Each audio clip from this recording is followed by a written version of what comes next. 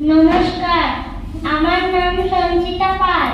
আমি আজ একটি কবিতা বলছি। কবিতার নাম পুতুল ভাঙা। লিখেছেন রবীন্দ্রনাথ ঠাকুর।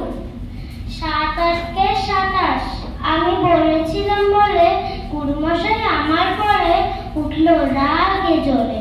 মা গো, তুমি ৫ পয়সায় এবার রথের দিনে সেই যে রঙিন পুতুলখানি আপনি দিলেন কিনে। খাতার নিচে ছিল ঢাকা, দেখালে এক ছেলে। গুরুমশাই রেগে মেগে ভেঙে দিলেন ফেলে। বললেন, তো দিন রাত্রি কেবল যত খেলা, একটুও তোর মন বসে না পড়াশোনার বেলা। মা গো, আমি জানাই কাকে, ওর কি গুরু আছে? আমি যদি নালিশ করি এক্ষুনি তার কাছে।